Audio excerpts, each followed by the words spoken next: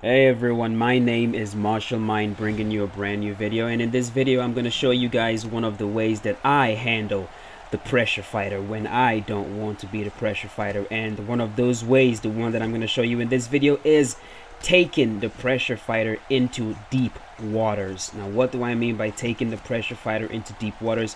What I mean is hanging back, letting the pressure fighter wear himself out, letting him punch himself out, and get his stamina down to a level where you can control it, to a level where his strikes are manageable. Because the way EA Sports UFC works, the higher your stamina, the more damage you can do, and the lower your stamina, the less damage that you can do. So when a pressure fighter has a lot of stamina, then the game is on his side and the game is not on your side. So what you want to do is you want to get him down to a level playing field, and the way to do that is to make him waste his stamina in the first and second round by hanging back, using your head movement, blocking, sidestepping. I'm not saying become annoying and just constantly sidestep all over the place. If you do that, you're not gonna have enough stamina to turn the tides on them. But sidestep only when you absolutely have to. Use movement, use your blocks, use your parry, sways like I'm doing right there,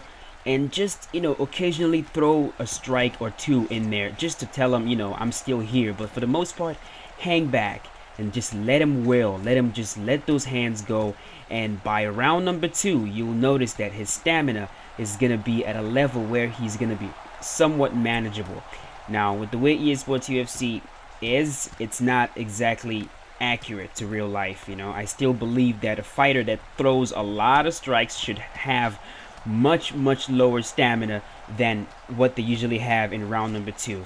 But with the way the game is, you got to work with what you got. So his stamina will be lower than yours, even though it's not as low as I would wish that it would be, but it's still gonna be low. So in round number 1, what I'm doing right here, and I'm playing as the British guy Ross Pearson. What I'm doing right here is I'm hanging back, I'm countering, I'm just letting him waste his stamina. And if you look at our stamina right now, you can notice that his is lower than mine. I wouldn't say much lower, but it's lower than mine.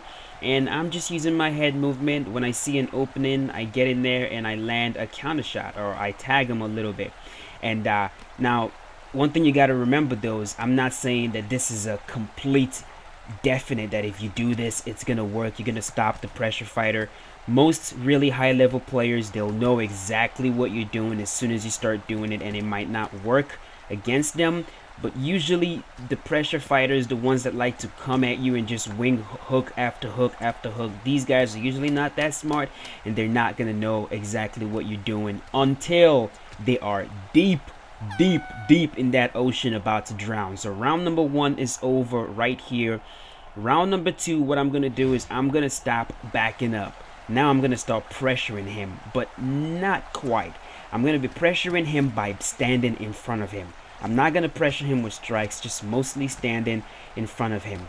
Right now he can feel that things are changing. In round number 1 I was backing up. Right now I'm no longer backing up. Right now I'm in front of him, and you're gonna see it's gonna get to a point in the match where he's gonna start trying to shoot for takedowns, because he does not understand what is going on. In his mind, I was an established runner. Like, this guy ran from me in round number 1. What's going on? Why is he in front of me right now?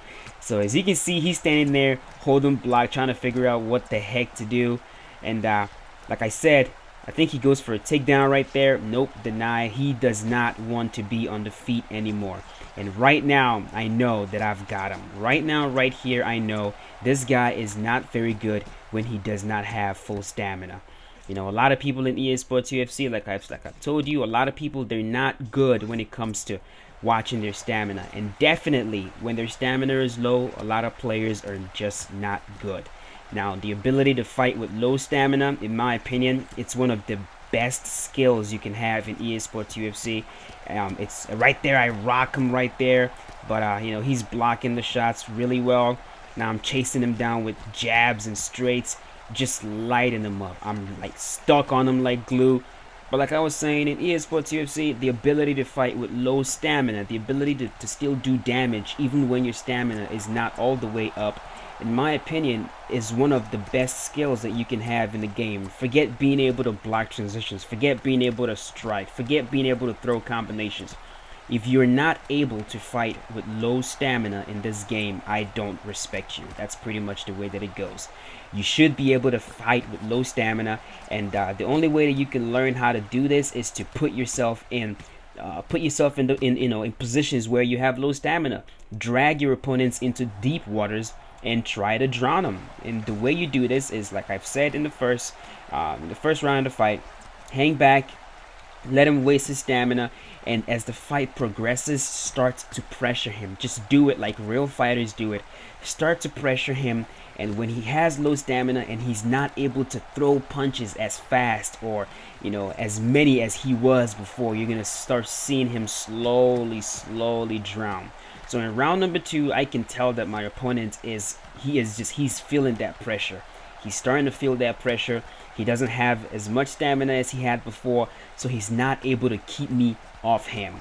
And I'm playing with Ross Pearson too, so I have to be really careful about getting rocked, because he does get rocked, but I'm still in front of him, standing right in front of him, blocking his shots, using my head movement, letting those combinations go. Round number 2 is over.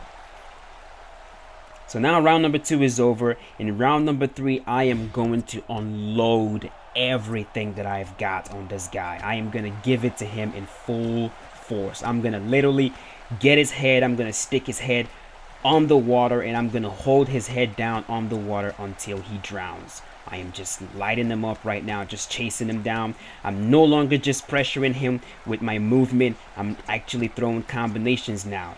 Lighting him up. Jab, hook, jab to the body. Right there, he is just getting lit up. Everything I'm throwing is landing right there, and I'm gonna rock him, getting close to where I'm gonna look at that. Goes for a takedown, deny, left hook right there, rock him, boom, drop him, taunt him a little bit, get on top of him, and that will be the fight. Ladies and gentlemen, like I said, this is the one way that you can handle the pressure fighter, and look what he does. He quits out the match for whatever reason. I don't know why people do this, but that is fine. We got the win. This is the one way that you can handle pressure fighters. Drag them into deep waters, okay? And if you want to learn how to fight in deep waters, if you want to learn how to fight with low stamina, do a lot of 5-round fights, whether it's with the AI, whether it's with a friend. Fight with low stamina and get used to it, and when you get used to it, hop on ranked and drown these people. I hope you guys enjoyed this video. Leave a like if you did, and until next time, be safe, guys.